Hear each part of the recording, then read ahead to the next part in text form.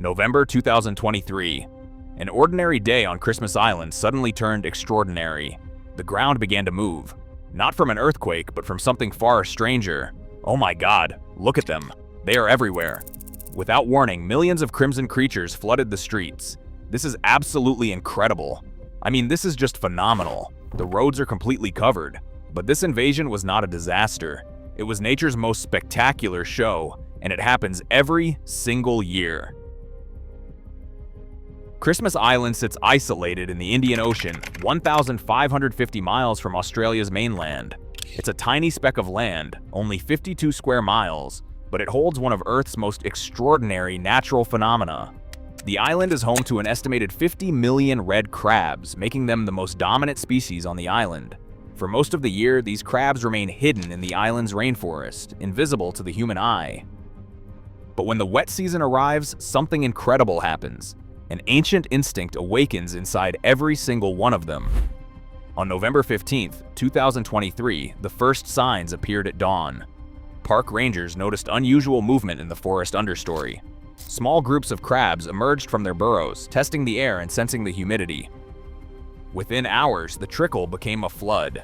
By afternoon, the migration had begun in full force. Millions upon millions of red crabs poured from the forest like a crimson river, all moving in the same direction toward the ocean. This wasn't chaos. This was purpose.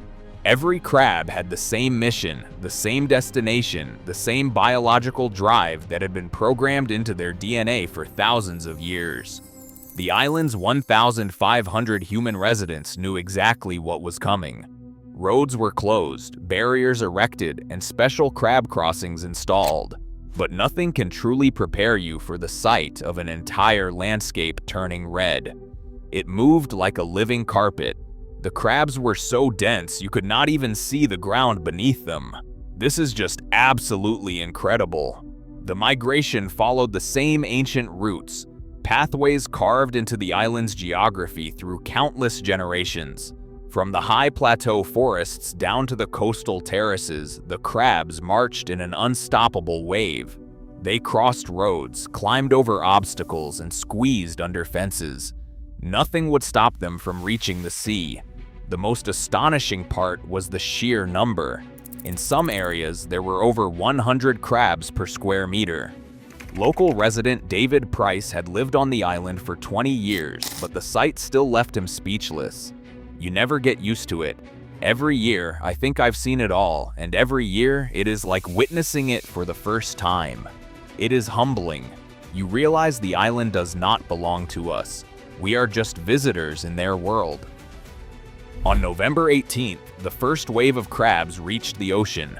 Male crabs arrived first, digging burrows in the coastal terraces and waiting for the females. This was where the true magic would happen. The males would mate with the females, who would then retreat to their burrows to develop their eggs. For 2 weeks, the females stayed hidden, their bodies working to produce up to 100,000 eggs each, but they could not release them just anywhere. They had to wait for the perfect moment, a moment dictated not by them, but by the moon.